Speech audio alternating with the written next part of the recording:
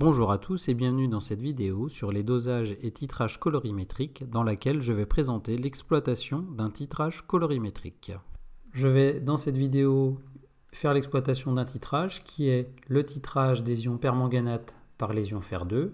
Je commence par présenter le montage. Je vais donc utiliser un bécher ici avec un agitateur et un barreau, une burette. Dans ma burette, j'ai placé une solution qui contient des ions Fe2+, fer 2, à la concentration C1 qui est connue, et pendant mon titrage, je vais en verser un volume V1. Dans mon bécher, j'ai une solution qui contient des ions MnO4-. Ces ions MnO4- ont une concentration C2 qui est inconnue, et j'en ai pris un volume V2 qui est de 100 ml. Les différentes données utilisées pour ce dosage sont tout d'abord l'équation support du titrage. Il s'agit d'une réaction d'oxydoréduction dont l'équation est la suivante. 5Fe2+, plus MnO4- plus 8H+, qui vont nous donner 5Fe3+, plus Mn2+, plus 4H2O. Deuxième information, les espèces colorées qui vont intervenir ici, donc l'espèce colorée est l'ion MnO4- qui a une couleur violet.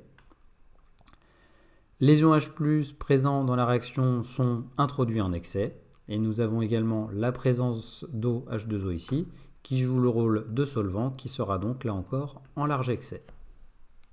Le but de ce titrage consiste donc à ajouter la solution contenant les ions Fe2+, dans le bécher contenant les ions MnO4-, et à voir comment évolue la solution.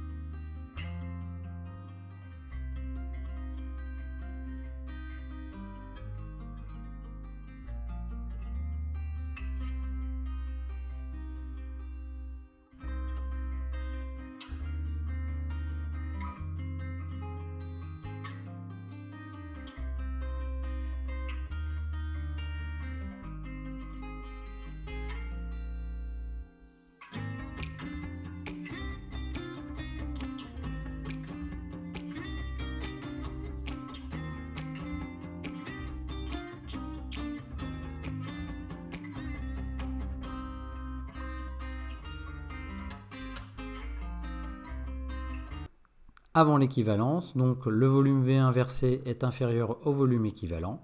Dans ce cas ici, l'espèce colorée est le réactif titré.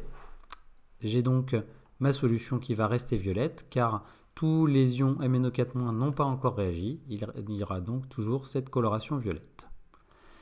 Et donc, si la solution reste violette, c'est que les ions Fe2+ introduits sont le réactif limitant.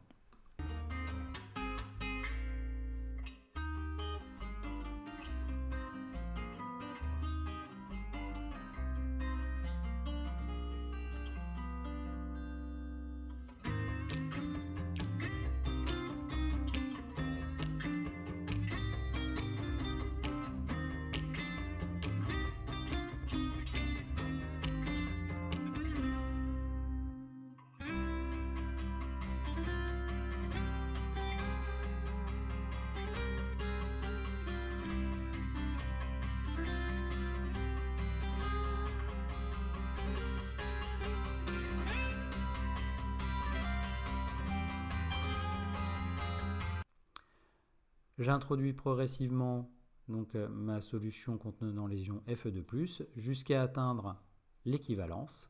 À ce moment, V1 est égal à Vec. À ce moment-là, je vais consommer l'intégralité des ions MnO4- de la solution. Donc cette fois, la solution devient incolore.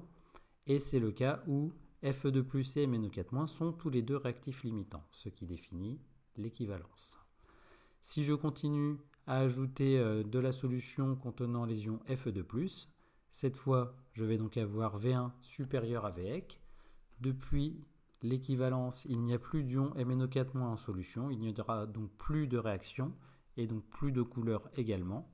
Donc la solution restera incolore et cette fois, ce sont les ions MnO4- qui sont le réactif limitant depuis l'équivalence. Une fois l'équivalence obtenue, Je vais maintenant étudier ma réaction en réalisant un tableau d'avancement. Donc je vais placer mon équation, je place ici l'avancement, donc à l'état initial 0, à l'instant t x et cette fois à l'équivalence, je le note x sec. Il n'y a aucun intérêt à aller au-delà de l'équivalence étant donné que c'est cet instant qui nous intéresse.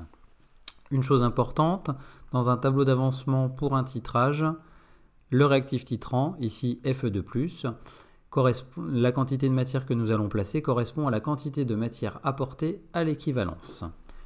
Je vais donc dire qu'ici dans mon tableau, j'ai aussi également par rapport à mes données les ions H+ qui sont en excès, tout comme les molécules d'eau. Et je commence à compléter mon tableau. Je vais appeler N1 la quantité de matière d'ion Fe2+ apportée à l'équivalence. N2 correspond à la quantité de matière d'ion MnO4- présent dans mon bécher à l'état initial.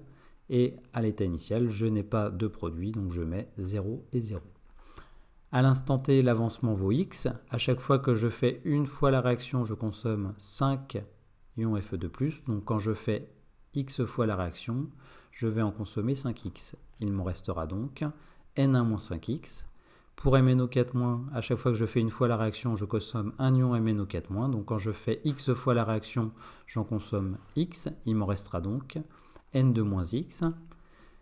À chaque fois que je fais une réaction, je forme 5 ions Fe3+. Donc quand je la fais x fois, je forme 5x ions Fe3+. Donc je vais avoir 5x.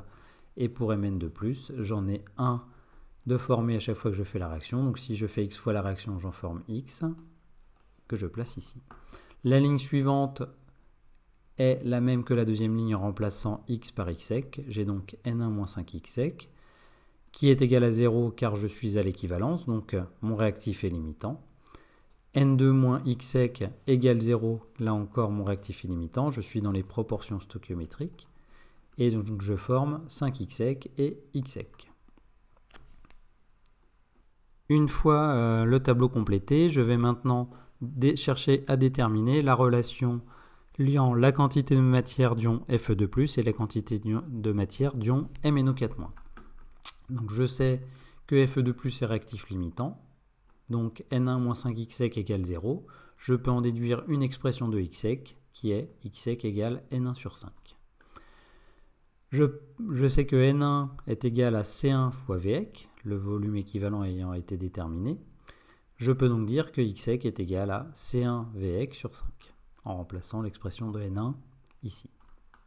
Ensuite, MnO4- est également réactif limitant, ce sont les proportions stoichiométriques, donc N2- x sec égale 0, je peux donc dire que x sec est aussi égal à N2. Je sais que N2 est égal à C2 fois V2, donc x sec est égal à C2 V2. Et maintenant, je me retrouve donc avec deux expressions concernant x sec. Ces deux expressions sont égales car il n'y a qu'une seule valeur d'avancement possible dans la réaction. Donc, j'obtiens ce que j'appelle la relation de stoichiométrie, qui est x sec égale C1 Vec sur 5, qui est égal à C2 V2.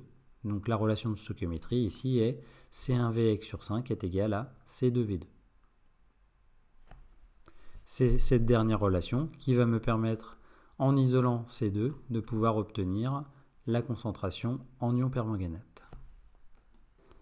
L'obtention de la relation de stoichiométrie en utilisant un tableau d'avancement et les deux expressions des réactifs limitants est assez fastidieuse. Il existe une méthode beaucoup plus rapide pour aboutir à cette relation.